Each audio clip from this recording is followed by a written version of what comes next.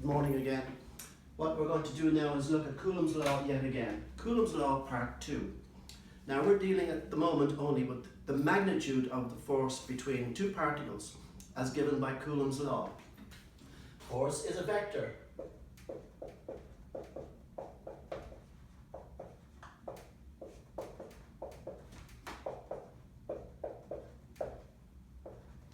And later in Part 3 we'll deal with it as a vector. But for high school we don't need this just yet. This will be optional for high school and it's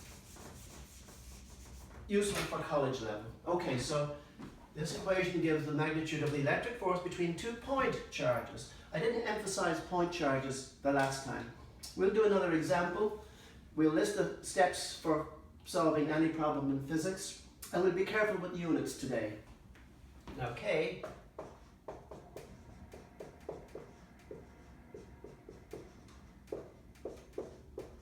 If we use newtons, coulombs and meters, K has 9 by 10 to the power of 9 Newton meter squared over Coulomb squared as a value. So let's do an example. Okay, first of all, steps to solve any problem.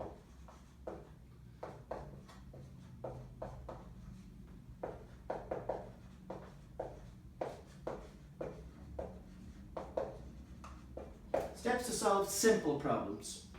Now I didn't say elementary problems. Elementary has a different meaning. Elementary means made up of as few components as possible.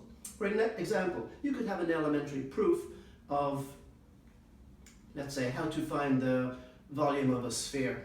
An elementary proof might not use calculus, and that would be a big job. To actually find the volume of a sphere without using calculus is a big job. Archimedes couldn't do that in 360 BC or whenever, I forget. So the steps to solve the problem is 1, read the problem.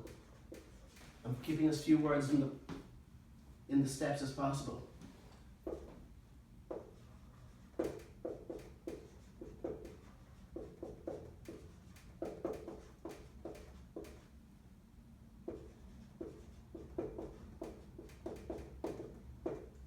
Next thing we list direct givens.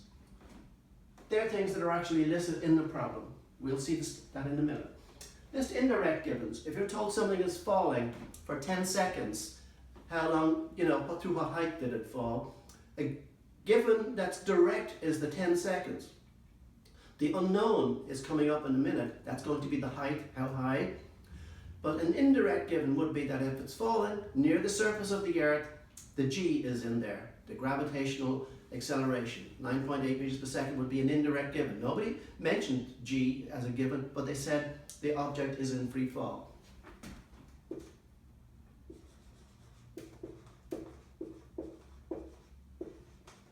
Next thing, we identify the unknown. What is the last problem? How high? That was the unknown.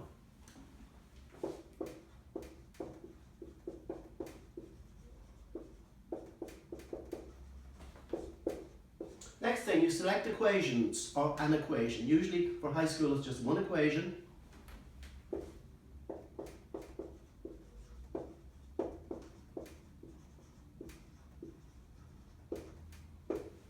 We plug in the numbers and we solve.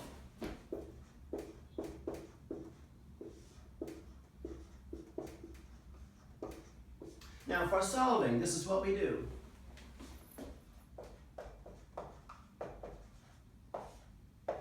Very often we have to isolate the unknown. Sometimes we have to manipulate numbers and exponents. So what we'll do is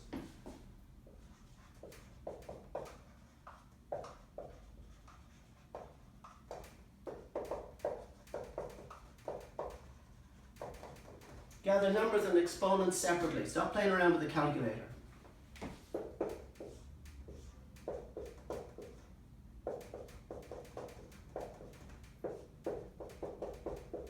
For example, we put all the numbers in a bracket, we put all the exponents down there. We'll solve this and then do the other ones.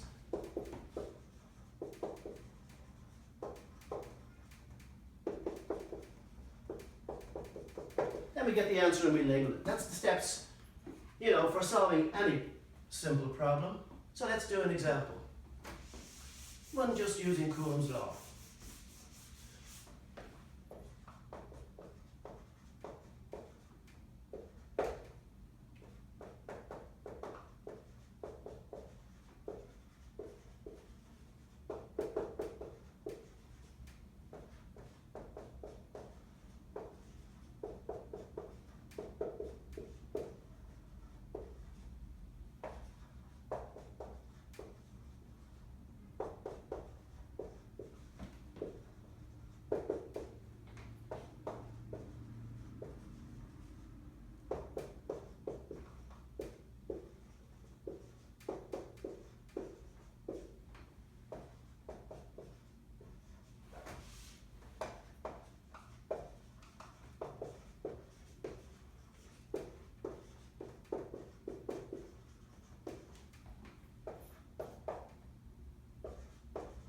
So, find the magnitude of the electric force between 2 point charges. If they were cube charges, you wouldn't be able to use Coulomb's law. If they were in the shape of a cube, no. 4 microcoulombs and 6 microcoulombs separated by a distance of 2 meters. I told you before, the coulomb is a very large unit, so you usually get problems posed in terms of microcoulombs, or millionth of coulombs. So a microcoulomb, 1 microcoulomb, is 10 to the power of minus 6 coulombs. So we go through these steps now to solve.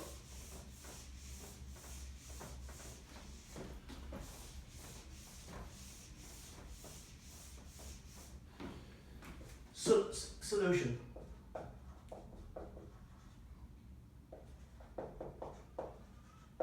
We list our givens. 4 microcoulombs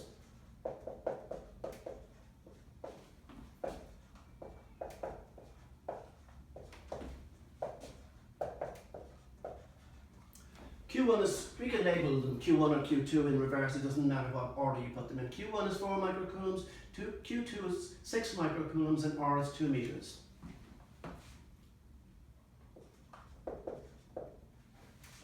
Well, we're also given that they're 2 point particles, so therefore we use Coulomb's law.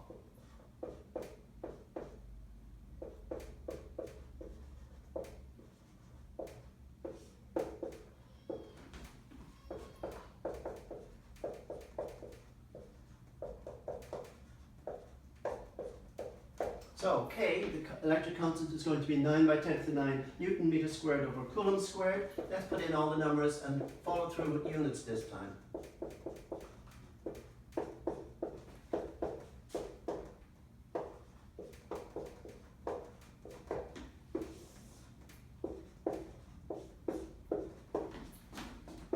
Now let's take away brackets and put in for the micros.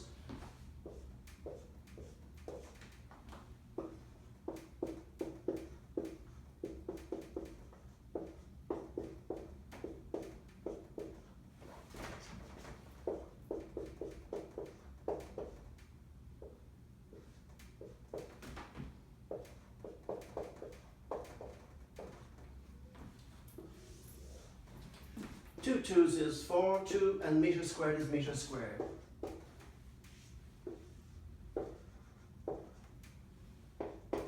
Now let's gather up the numbers. 9 times 4 times 6 over 4.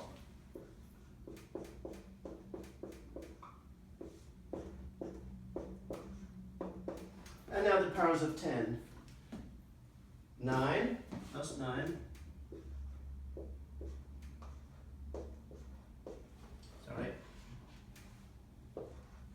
Positive 9, negative 6, negative 6. Now let's do the units.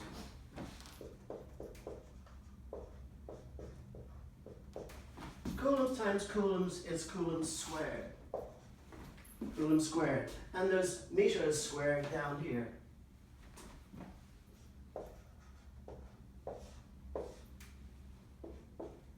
The fours cancel. 9 6s is 54. 9 minus 12. Now, if this has got to be force, the units have to be newtons. Let's see if that happens. Coulombs squared cancel. The meters squared cancel. And we're left with newtons.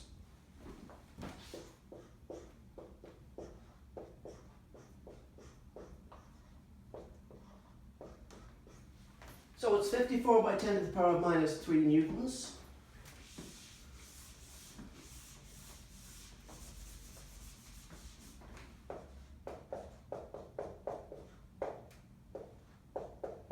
Is the force.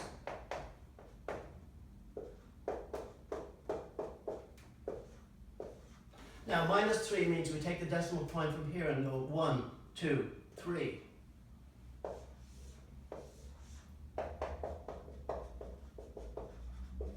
And that's the solution.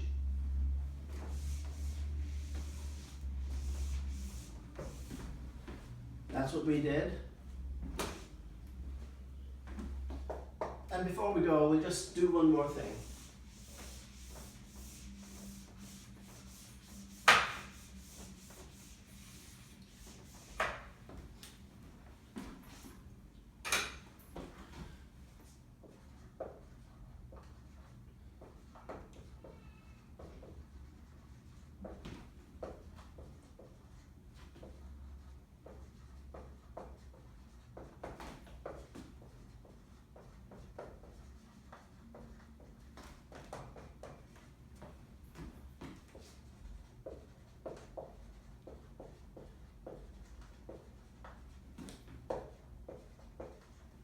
Now the question is, why is Newton's law of gravity or Coulomb's law an inverse square law? To do that, we have to look at a sphere and its surface area.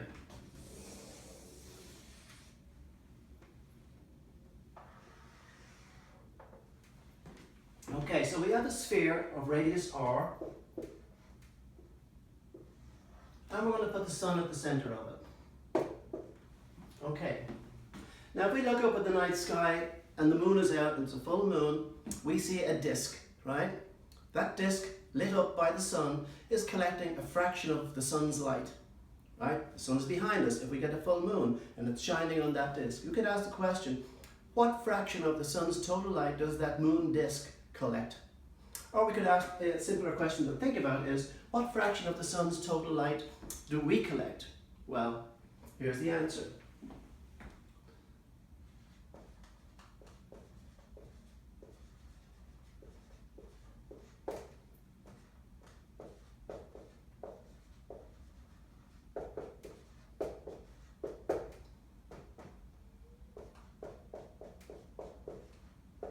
The surface area of a sphere of radius r is given by 4 pi r squared.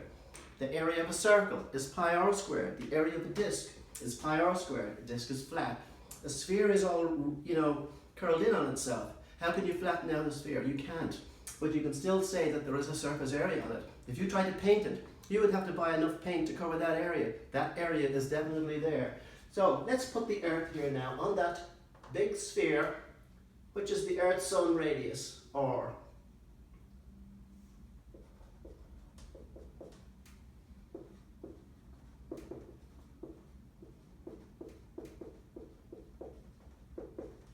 Now in miles, that's 93 million miles. Don't worry about what it is in meters just yet. It's 8 light minutes, call it what you want. So the Earth-Sun radius is a significant figure. So we ask, what fraction of the sun's total light do we collect?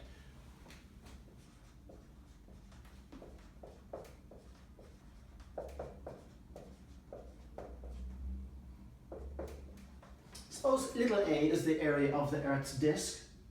Well, the area of this disk as a fraction of the whole sphere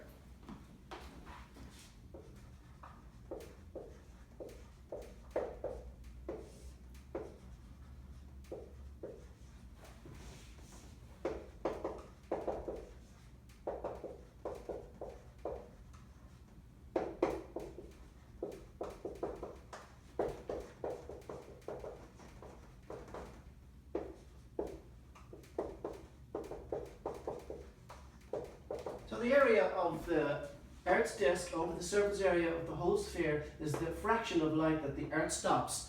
That light doesn't get out into outer space. This light does, but not that big. It's kind of a little cone.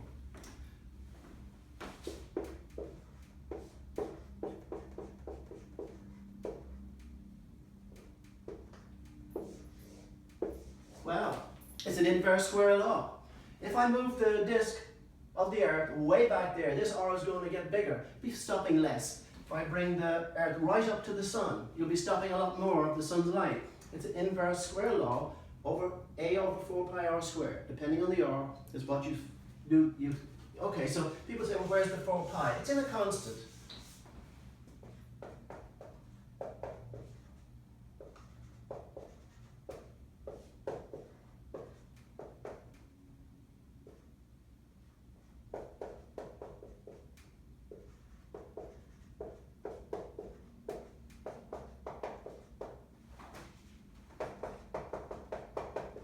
You can say K, the G has absorbed the 4 pi, okay?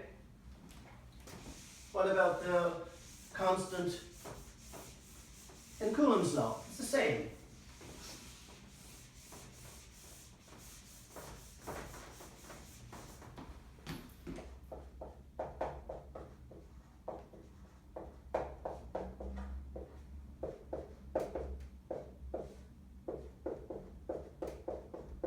Now, K, in more advanced physics, is usually written in terms of this guy, epsilon 0.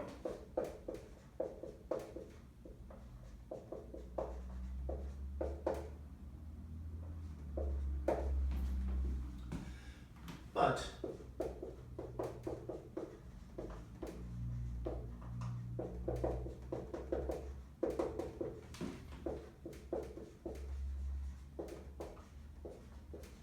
epsilon 0 is given the name. It's called the permittivity of free space.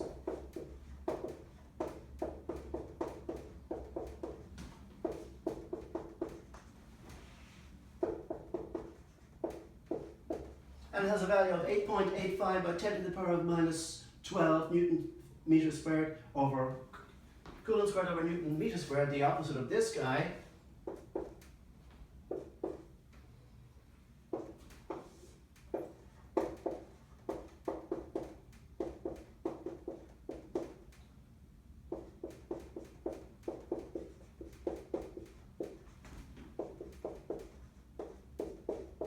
And if you work them all out, you'll find that that's what the K is.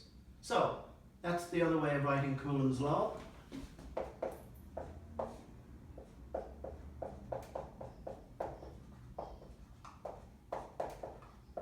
And you have your 4 pi equation, and that'll do us. The next thing we're going to look at is the electric field. It requires some thought. It's a simple idea.